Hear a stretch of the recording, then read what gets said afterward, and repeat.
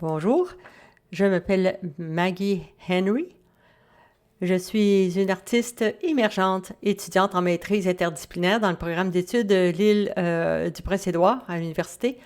Je suis d'Emiwak, un territoire non cédé. Mes recherches se portent sur l'île de Terre-Neuve, que j'aime reconnaître comme étant la patrie ancestrale territoire cédé des Mi'kmaq.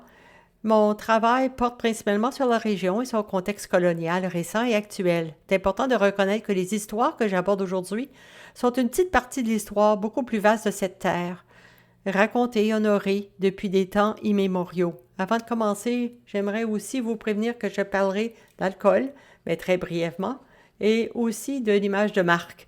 Mais c'est quelque chose que vous souhaitez peut-être sauter dans cette partie de la présentation sur le web. Alors, beaucoup d'entre nous, on parle de sentiment d'appartenance, de lien dans nos recherches, de travail et même tous les jours. Qu'est-ce que ça veut dire vraiment? À quoi ça ressemble le lien avec un lieu? C'est l'objet central de ma recherche de thèse qui examine la place qu'ont les choses dans la communauté de la bière artisanale à Terre-Neuve. J'ai commencé par accident, comme beaucoup de choses que je fais il y a quelques années. J'étais en train de tergiverser, tout en travaillant sur un document de recherche. Et j'ai remarqué des noms de bières, de brasseries, surtout à Terre-Neuve. J'ai pensé qu'il y avait quelque chose qui se passait là. À l'époque, il y avait un boom de la bière artisanale en 2016-2019. Ils sont passés de 3 brasseries artisanales à 12 en 3 ans. Et maintenant, il y en a 17 sur l'île. Et la majorité de ces brasseries ont ouvert dans les villes. C'est typique ailleurs, mais elles étaient rurales. Et bien sûr, les noms de brasseries et les noms de bières qui relèvent les thèmes de lieux, les noms de lieux, les patrimoines linguistiques locales, la pêche, le folklore minier. Alors, c'est là que tout a commencé. C'est tout un parcours parce que j'ai commencé il y a 2 ans et honnêtement, pendant la majeure partie de cette période, j'étais complètement bloquée. Je savais qu'il y avait quelque chose à ce sujet-là, mais j'étais fascinée et emballée. Mais j'ai découvert aussi que chaque fois que j'expliquais mon projet à quelqu'un, il le voyait de façon différente. Ils avaient raison. Le truc avec un sujet riche comme celui-ci, c'est qu'il rentre dans beaucoup de cases différentes. Il peut y avoir de mauvaises réponses ou de mauvaises directions, mais c'est correct. En tant que personne, nous, c'est difficile de décider où tracer la ligne. Ça représentait un gros défi pour moi. Comment est-ce que j'écris cela? 140 pages de textes académiques, de chapitres structurés, mais ça a quand même besoin d'un point de départ. Il y a quelques mois, au printemps 2021, il y a eu une série de moments importants. Les choses ont soudainement commencé à se mettre en place. Je me suis rappelé que cette multiplicité, le fait que le sujet et tous ces éléments signifient quelque chose de différent pour chaque personne, ça le rend riche. Et une fois que j'ai réalisé que je pouvais et devais embrasser le pouvoir de ces histoires simplifiées, a pris forme. Donc, j'ai un projet de thèse créatif qui engage la figure de l'île à la fois comme modèle et métaphore en examinant les thèmes de lieux, ancrés dans les bières artisanales de Terre-Neuve, tout en soulignant la valeur et le potentiel des approches. Qu'est-ce que ça veut dire? Comme la couture et la broderie, par exemple, je réitère cette cartographie à nouveau sur une pièce de tissu ici et aussi le processus s'est transformé en une pratique créative aussi fructueuse. J'ai donc réalisé d'autres pièces d'art et textiles. Je vais revenir sur ces éléments, mais les gens sont toujours ravis d'apprendre que je travaille sur le sujet de la bière. Nous revenons d'abord au début et creusons un peu le cadre théorique en termes académiques. Mon domaine d'études, ça veut dire que ce qu'on fait sur l'île, considération dans la contemplation de l'île, comment les îles s'intègrent-elles dans tout cela? Tout d'abord, je pense que c'est important de reconnaître que l'île, ça peut être beaucoup de choses. C'est interprété, engagé de différentes manières dans différents projets. Pour certains, c'est quelque chose de littéral, tangible, l'état d'être une île, qui est souvent considérée comme isolée, autonome. Bien que j'aborde l'île en tant qu'entité géographique dans ce travail, je la vois sous différents angles. L'île, c'est une figure génératrice d'un avenir continu, un site d'enchevêtrement relationnel. Et il y a un tournant relationnel dans les études insulaires récemment dans le monde Puis, ça augmente donc des cadres linéaires en faveur d'une relationnalité plus complexe. Il a mis en avant les îles comme des lieux intensément relationnels. En réalité, dans la nature, tout est inter- et intra-relié. En reconnaissant, en comprenant les îles comme des sites productifs génératifs où les relations se jouent, particulièrement intensément invisibles, il faut comprendre que la nature changeante de notre monde et de la façon dont nous pensons existe. Au sein de, on penser des îles de cette manière-là permet des formes alternatives de pensée et de pratique. Cette approche est au cœur de l'initiative et de l'agenda des îles de l'Anthropocène et consiste à réfléchir tout simplement de la manière dont nous pensons aux îles et l'ère anthropocène actuelle.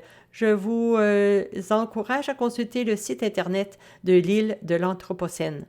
Alors, gardons ça en tête. Le projet actuel présente l'île métaphorique, enchevêtrée du lieu, plus la bière artisanale, plus Terre-Neuve, comme une figure à travers laquelle on peut mieux comprendre la relationnalité de l'identité du lieu, à la fois sur cette île littérale et au-delà. Voici la version de la courte pointe de la pointe de l'iceberg. Donc, en mettant en avant les thèmes de la bière, du nom, ça nous permet de penser des relations entre le lieu, l'identité de Terre-Neuve d'une manière plus saisissable.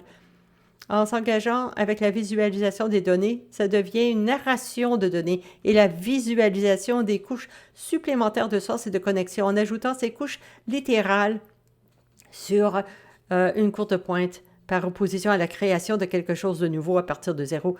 La pièce textile elle-même devient un site de réélaboration générative reflétant ou même réitérant l'accrétion anthropogène.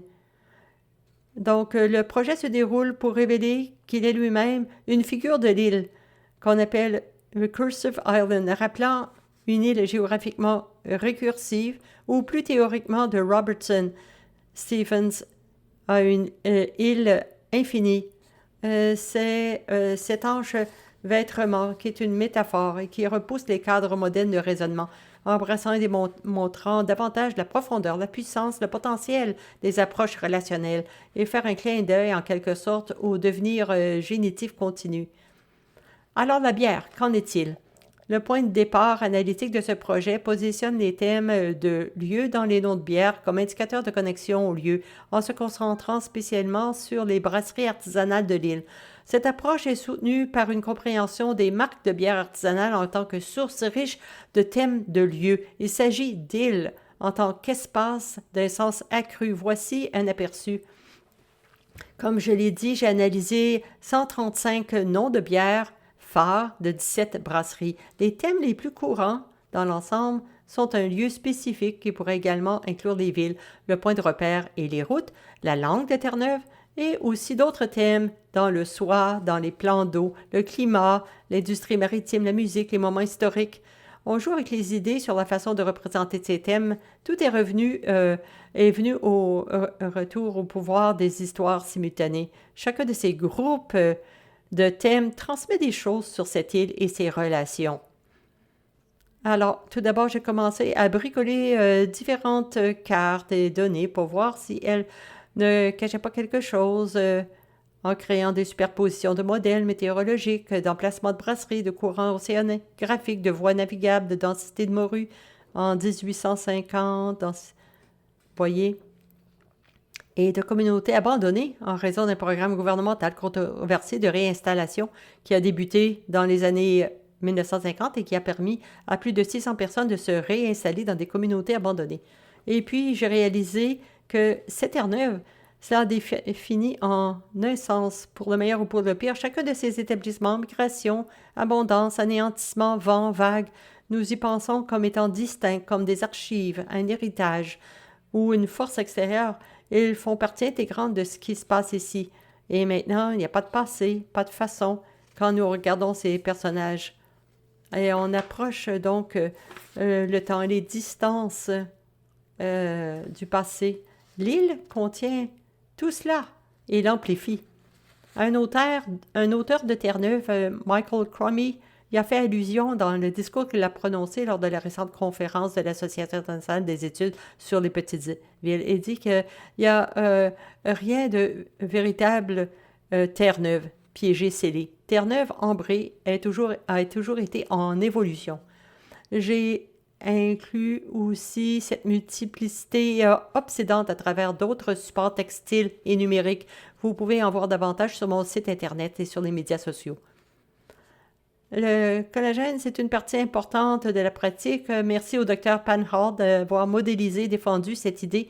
Eh bien, cette couette ici joue un rôle clé dans mon projet. Elle n'a pas été faite par moi, c'est par Mme Sadie Shea. Elle partage l'histoire de cette citation. Comme l'a dit Jay Linden, quand j'étais un bébé sur l'île de Fogo, à Terre-Neuve, mes parents avaient l'habitude d'aller jusqu'à la maison de Jack et Shady pour y revenir. Ils espéraient jouer de la musique. Jack était l'un des principaux joueurs d'accordéon de l'île à cette époque. Et on m'a dit qu'il me dédiait de nombreux accords. La femme de Jack, Shady, faisait des courtes pointes.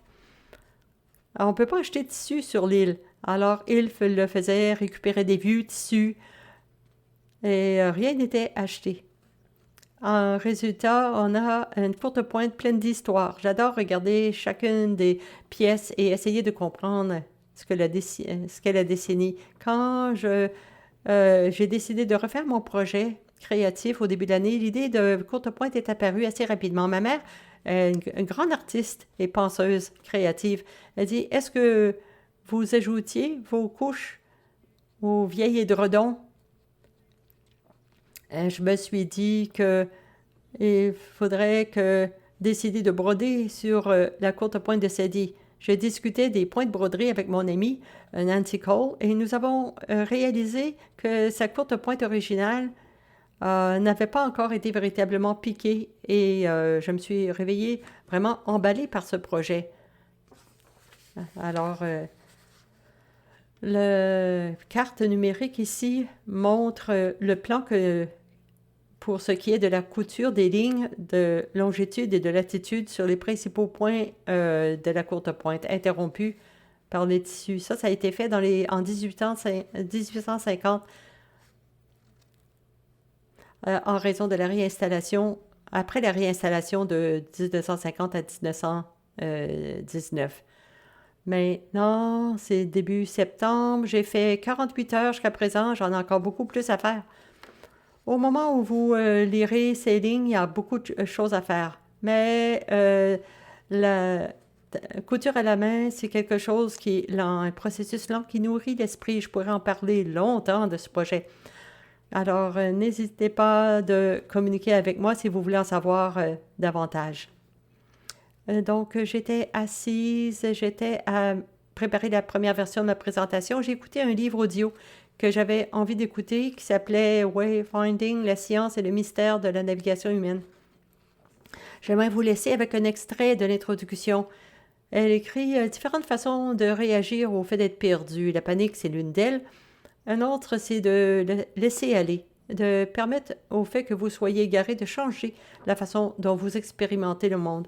Et je ne pense pas imaginer une meilleure façon de cadrer le projet parce que quand j'ai commencé au début, j'essayais de tout faire correspondre dans des cadres linéaires au lieu de commencer à embrasser la riche multiplicité disparate de tout ce qui a commencé à se mettre en place.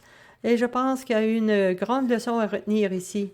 Combien nous avons honnêtement à perdre en essayant de faire entrer des idées nous-mêmes et les autres dans des boîtes et des silos restrictifs et surtout combien nous avons à gagner en embrassant différentes façons de penser, de connaître, de partager, d'être. Et comme je l'ai dit plus tôt, dans la réalité et dans la nature, tout est lié. Et il y a tellement de pouvoir magique quand on on reconnaît la pratique, notre travail, nos domaines et encore plus nos communautés. Comme j'ai dit, le projet continue d'être une aventure vraiment puissante et inspirante pour moi. J'espère que ça vous a inspiré aussi quelque chose. Merci beaucoup de me joindre à mon parcours et n'hésitez pas à me suivre ou à me contacter.